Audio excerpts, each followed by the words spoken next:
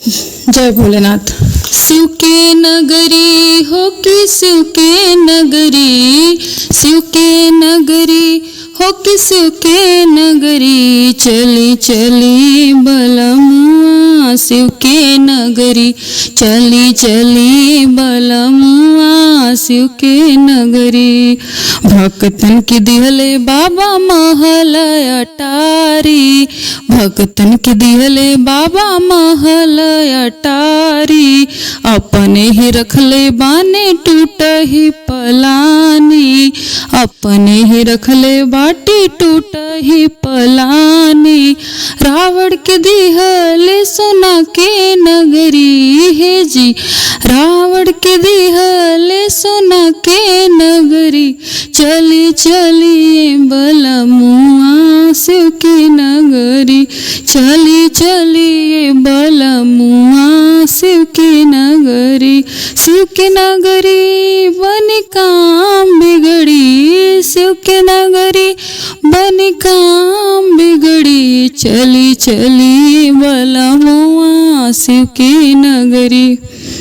उनके कृपा से भक्त पहले मोटर गाड़ी हो, पहले मोटर गाड़ी हो, पहले मोटर गाड़ी, अपने चले ले बाबा बैल की सवारी, बैल के सवारी हो, बैल के सवारी।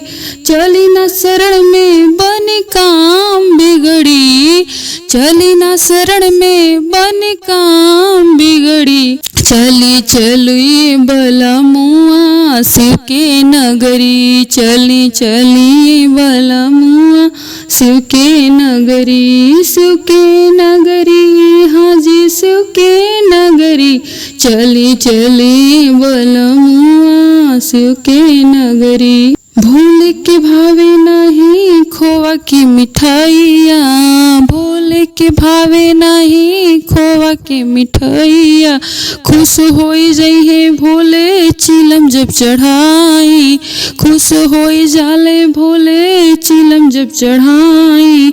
कष्ट में के जाई देख भांग रगड़ी, कष्ट में के जाई देख भांग रगड़ी, चली चली बलमुआ शिव के नगरी, शिव के नगरी हो कि शिव के नगरी, शिव के नगरी हो कि शिव के नगरी, चली चली बलमुआ शिव के नगरी, चली चली बलमुआ शिव के नगरी, चली चली बलमुआ शिव के नगरी।